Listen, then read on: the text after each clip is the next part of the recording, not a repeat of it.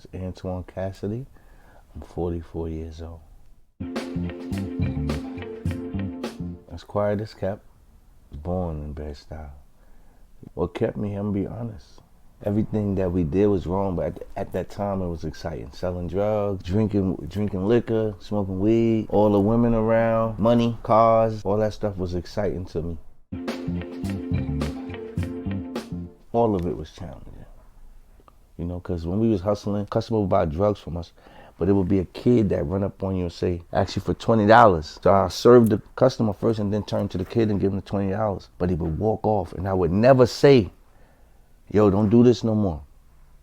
They ain't had a chance to hear that. You know, so all those things was challenging. Just watching these people just use drugs in front of my face, kids I grew up with, their mothers. I love it now because I can get them a bigger gift. And it's a bigger picture. It's more than, it's bigger than me. So I need help to do it. So when I need help to do something, I can go get something bigger to give them. Because I could carry it with other people. So I could put them in programs, you know. Let them come work for us. Fix their phones at my phone store for free. Just give them things to get through day to day. Whatever it is. As long as it ain't no drugs or no liquor. That we all be successful.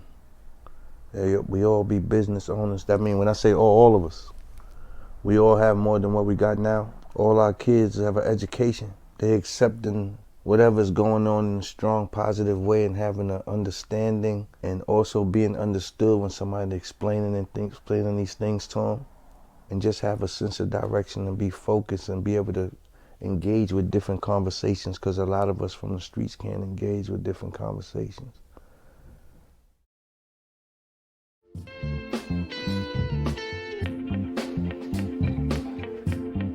My name is Donna Heyward, 62 years old.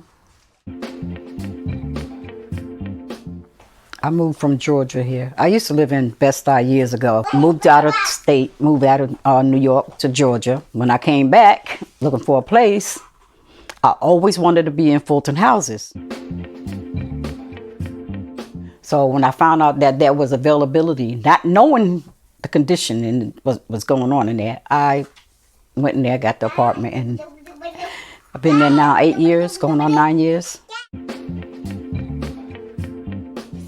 The people hanging out in front of the door, in the hallway, by your house door, smoking, drinking, cussing, fussing, fighting. It's just too much. You can barely get in and out your apartment or in and out the building without smelling the reefer, watching the bottles and stuff. They just leave their garbage all around the place. Well, I tried being nice about it, but it's like it went over their head. I tried to give a few events around here, gave out laptops, gave out school supplies. I fed the community, gave out coats. I did Christmas for the kids, trying to bring the community together.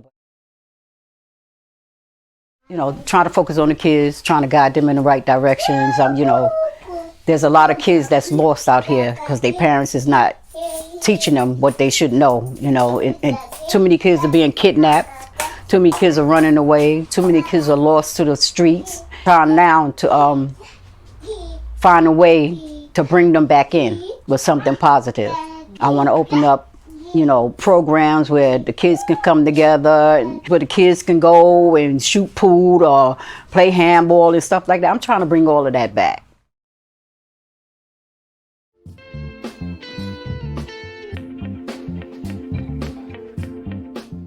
Pastor Renee Sheffey, and I'm in my 60s. My husband and I decided that we wanted to purchase another home. I just happened to walk down the street one day and said, "Do you know if there are any homes for sale?" The man responded, "This house is for sale." And he walked me through the house, and the house had big gaping holes in it. And I saw the completed project. For me, it was inevitable. And then we moved to Bedford Stuyvesant 22 and a half years ago. Jackie Robinson houses are right across the street from my home. When I first moved, I found that there was a lot of excessive noise, excessive crime, a lot of shootings. And I decided one day to go across the street and introduce myself to a few people and basically ask the question, what is it that you need? People who are underrepresented never get asked that question. So I did a walkthrough with a tenant. This public housing is now private, but I saw extensive mold, water issues, heat issues, cleanliness issues, people hanging out issues. And when you're afraid, you tend not to speak up for yourself. There's always this thing, they need to do something. They should have done this. We are the they. So we have to address violence. We have to address the way that police respond to us. We have to address food insecurities. We have to address developers who come into Bedford Stuyvesant and don't do the right thing. It's a collective effort between tenants, other residents, homeowners, the police, a whole bunch of different people. And I think that at the end of the day, we will get what we want. I want a lot for Bedford Stuyvesant, and I hope that I get to see it in my lifetime. It's very important to me that we don't have the words food insecurity or homelessness or underrepresentation. I would be really pleased if not one person I know would have any of those issues.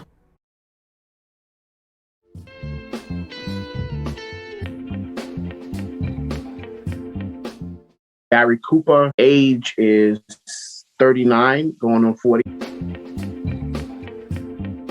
I grew up in Bedford Stuyvesant. My grandmother, she owned a home on Lexington between Marcus Garvey and Lewis.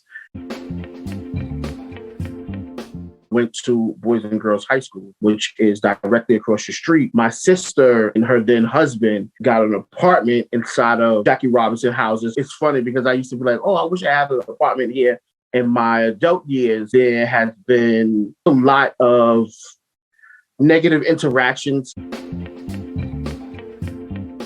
As quiet as it's kept, the challenges in the Bedford Stuyvesant community, I mean, they run the gamut. The epidemic of drugs, housing issues like the people in Chauncey Street. And I think that's like one of the biggest situations where families and especially mothers don't necessarily feel like they have a voice. And because it's under-resourced and they don't have the support and the confidence that they need, what I believe happens, it kind of like builds generations of people who develop learned helplessness or hopelessness. The quality of life is the challenge. How I think that I've addressed it is in my work to just give space for people to, one, be heard, so that way we can build authenticity. And then when they feel authentic, it makes them more brave to speak out and to share experiences. And through that, I feel like we cultivate connection. And when you're able to do those three things over time, that's how you build culture or a community that is aware enough so that we can attack all of those issues together. I hope that Bed-Stuy will start to take care of the people who have been with Bed-Stuy as long as they could and can be. There's generations of families who have been in with Bed-Stuy since the 60s. And I just hope that Bed-Stuy understands that people in the community are loyal to her.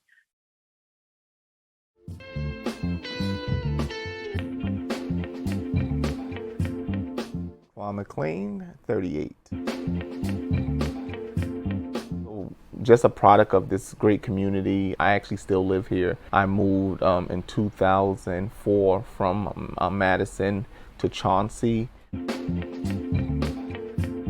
So I lived there. My grandmother actually lived there for about 40-something years. She's, I believe, one of the first residents. So my father was raised here. My uncles, my aunts was raised there. When I got married and had kids, we moved to Jackie Robinson. My family grew and I moved to a bigger apartment, still in the same building. I've had a lot of challenges there, but this is where my home is at. Bed-Stuy, I've lost two of my loved ones. One of my younger brothers was shot and killed right down the block. My nephew was killed in our corner store. Even before my youngest brother was killed, I felt that as a black man, I did not receive the best education that I could have received. What we've seen in Bed-Stuy is that a lot of things are blamed on gangs, but a lot of it is built on the disinvestment of the education system within this community. So I have stayed up trying to really understand and trying to really advocate to make sure that we have strong education system in this district on the Community Education Council for District 16, which I serve as the president of. I dream that Bed-Stuy returned back to somewhat of what it was. And we know that Bed-Stuy, do or die, you know, all of that. But I remember growing up as a kid, you were outside, you had block parties that you didn't have to worry about a shootout at the end of it. I remember you'll get disciplined by your neighbor and then your parent will discipline you as well. I remember being able to really be a kid, hopscotch and freeze tag, steal a bacon, and we need to get back to that and really figure out how do we strengthen this community, because it was done before. If it was done before, it definitely can be done again. It's just about coming together to make it happen.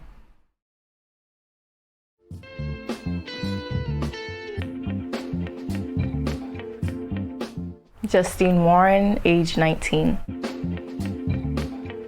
I was born in Bed-Stuy. My mom was born in Virginia, and then she came here, and I've been in Bed-Stuy ever since. 19 years. As quiet as it's kept.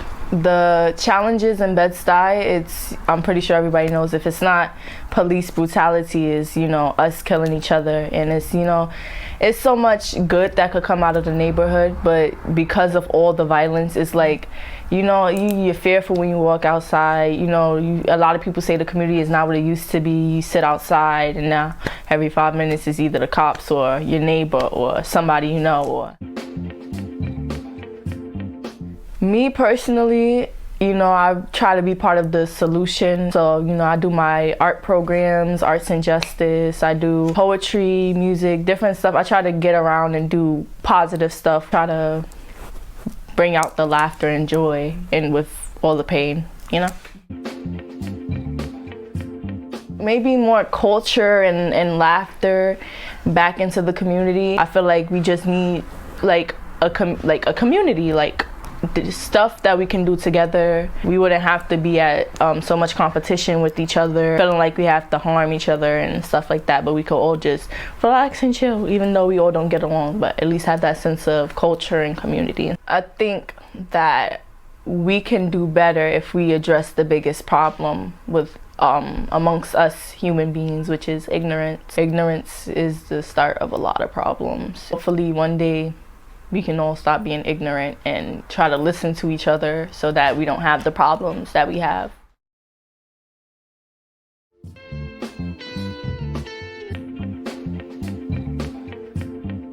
Evangelist Valerie Ferguson. I'm 57 years young.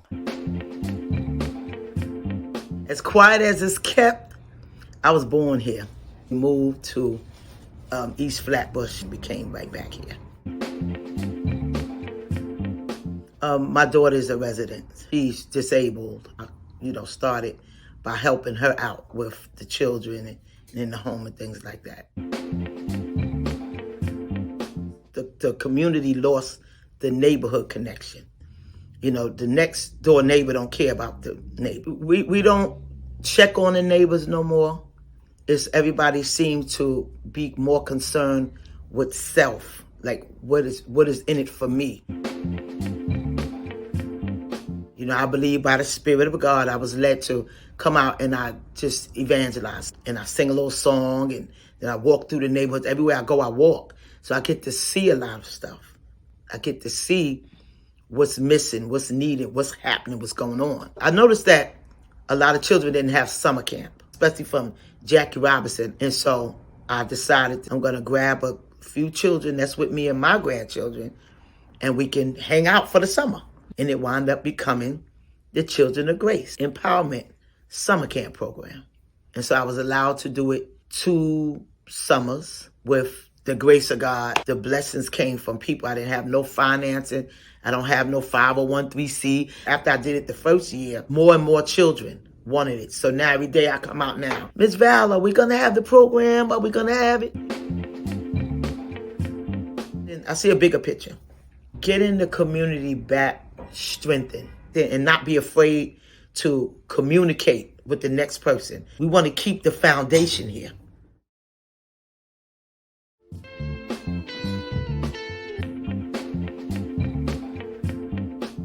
Ralph. Quelinda, 10. I stopped counting after 21. Daddy. Good answer. Grandmother in 1973 was one of the first 3 families in Jackie Robinson building. Family just grew from there. We've been in there ever since 1973.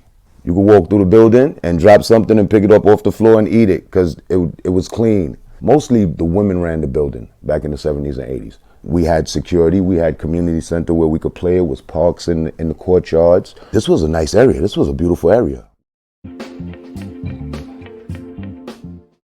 It's never quiet. Quiet is kept. The gentrification is challenging. It's watching the way it's changed, and there's nothing for specific people to do, and it's like they're just pushing us in one big corner until they decide to push us out. My little brother got killed in the lobby, for just stabbed up in the lobby with no security or nothing. So when you go from being able to have security to your little brother dying in the hallway with no security, and all they can tell you and your family and your grandmother is, well, it's not our fault that the locks were broken. That's a drastic change. You don't want to live like that. Put a pillow over my head. Money is power. I don't have any money, so I haven't. Just deal with it, move around it the best way you can. You get to know some of the good people, you leave the rest of them alone. But as far as telling somebody or speaking to somebody, let's make Bed-Stuy great again, because it's falling apart. What would you want to see happen out here? For it to be safe. There we go. Let's make Bed-Stuy safe again. Right? High five. My girl.